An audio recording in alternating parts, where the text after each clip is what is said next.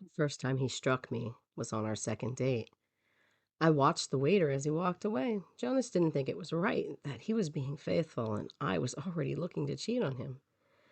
I didn't realize it at first, but as he cried and explained it to me, I understood. I learned that to strike back was wrong on our third date. When I woke up, I was in his arms and he was crying again. He told me that a woman never fights the man she loves, and he feared I didn't love him as much as he already loved me. I thought about that, and he was right, and I understood.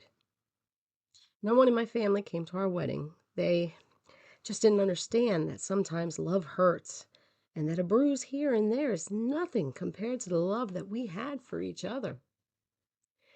When I got pregnant, I had no one to call to celebrate. My family had all but written me off.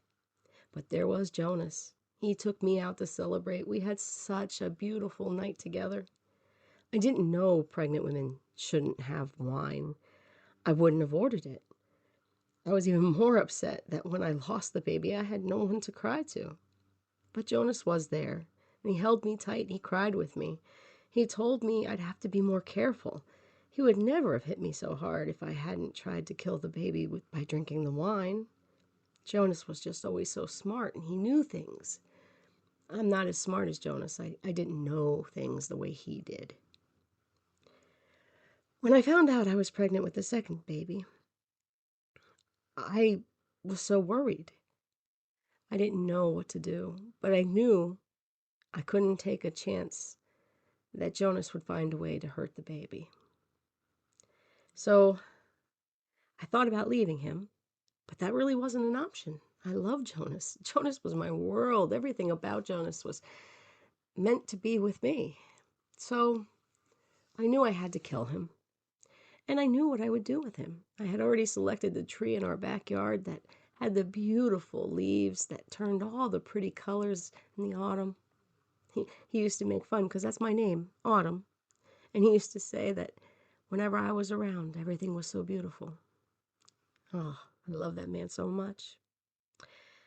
So I figured I would bring a knife to bed one night, and I would put it under my pillows. And when he was deep asleep, I was going to stab him. Maybe cut his throat. I wasn't sure exactly how brave I really was or how I was going to do it, but I knew I had to. Our baby needed me to. So one night, Jonas was out of the house, and I stuck the knife under my pillow and waited for him to come home. We made love that night.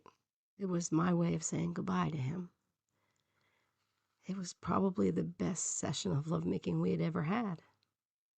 And we laid down, and he fell asleep quickly.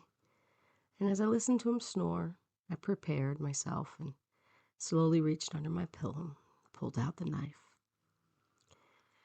I lifted it over his throat, hesitated for a moment. To take the man's life that you love so much, so hard. I didn't realize how hard it was going to be. And when he opened his eyes and he saw the knife, I saw the instant hurt. I froze. And now, that moment, which lasted forever, ended. And now he visits me out at the tree where I was going to bury him, because that's where he buried me. Funny we chose the same spot.